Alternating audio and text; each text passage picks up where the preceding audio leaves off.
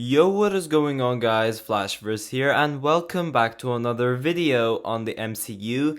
And for today's video, I'll be breaking down and going over this article by The Direct, in which they're going over a very recent interview with Kevin Feige as well as Amy Pascal, and they had a couple of details to share in regards to Spider-Man 4, and I'll be breaking it down. I'll be theorizing in regards to what we could potentially end up seeing for the next Spider-Man film. But for those who haven't seen Spider-Man No Way Home yet, I suggest you guys click off this video right now because this video will include some spoilers about Spider-Man No Way Home, saying that we're talking about the sequel for Spider-Man No Way Home, so we're going to be talking about the events of the ending and how this could lead into Spider-Man 4.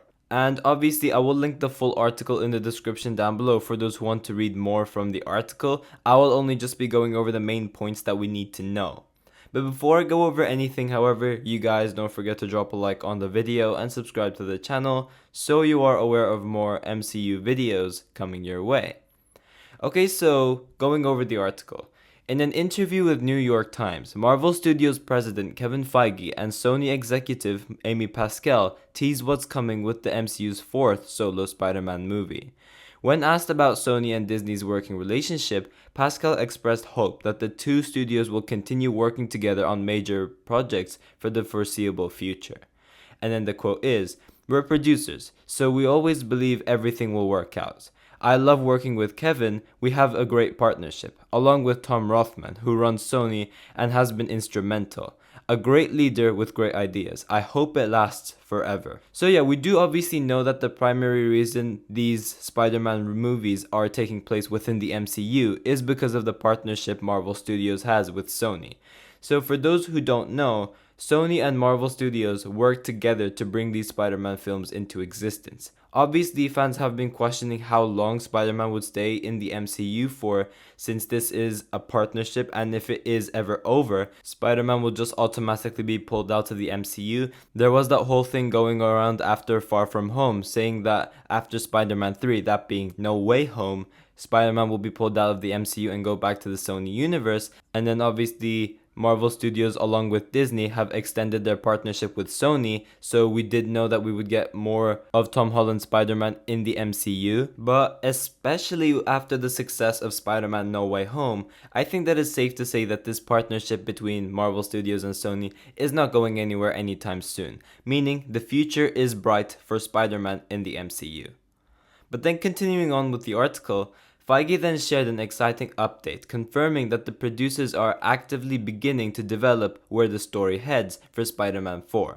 And the quote is, "Amy and I and Disney and Sony are talking about, yes, we're actively beginning to develop where the story heads next." Which I only say outright because I don't want fans to go through any separation trauma like what happened after Far From Home, which I have touched upon earlier on in the video, but Kevin Feige assures that this will not be happening this time.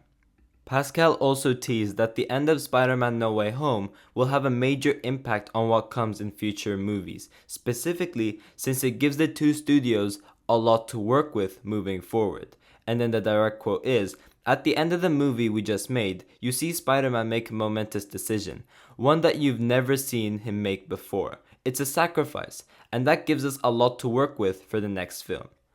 So yeah, it is really great to see that they are actually going in development with Spider-Man 4 and that they are actually working on the fourth movie already. Obviously, it's still going to be very, very early. They're still going to have some ideas and various other things like that. It's not like they have the full script completed yet.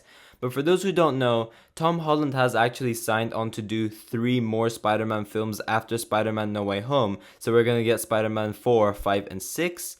And this will pretty much be a new fresh start where we will be focusing more on Peter Parker in his college years.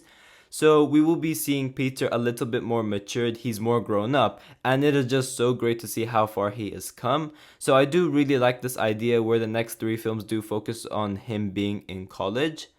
Now, during the ending of Spider-Man No Way Home, Peter eventually makes the ultimate sacrifice by fixing reality through allowing Doctor Strange to cast a spell so that everyone forgets that he is Spider-Man. He has some very wholesome and tearful goodbyes with the 2 other Spider-Man, and then later on with Ned and most notably with MJ, in which Peter does promise that he will find them later on. And then after the spell has been cast, everyone then forgets that Peter Parker is Spider-Man. Not only that, but it seems like someone called Peter Parker no longer exists. But he is walking to the cafe MJ works in towards the end of the movie, and he's trying to remember the lines which he's going to say to her. But later on in that cafe, Ned arrives, and then we have the pair talking about MIT.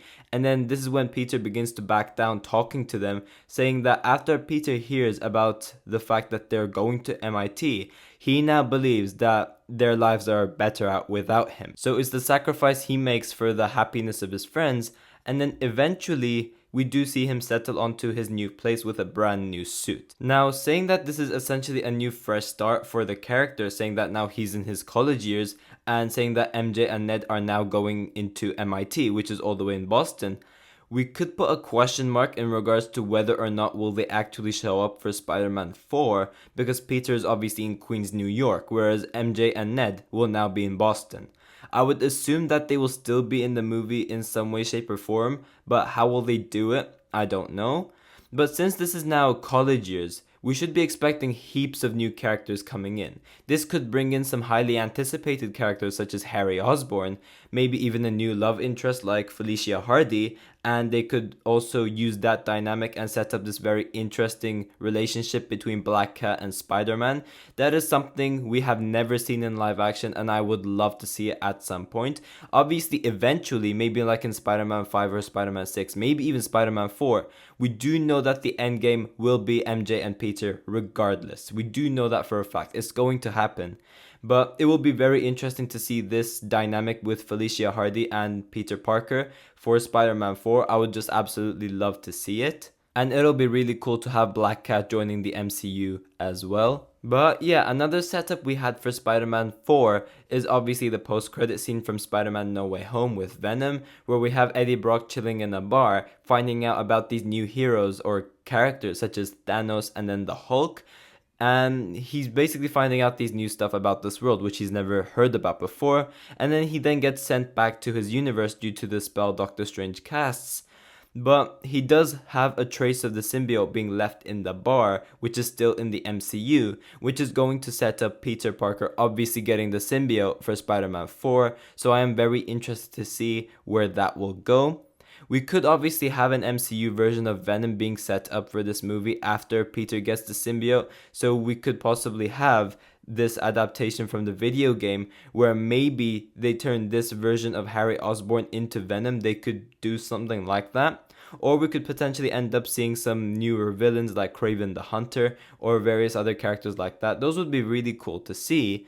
But yeah guys, thanks for watching. If you guys have enjoyed the video, please give a like and subscribe. Be sure to tell me in the comment section down below what you guys would love to see for Spider-Man 4. And yeah, I will see you guys in my next video.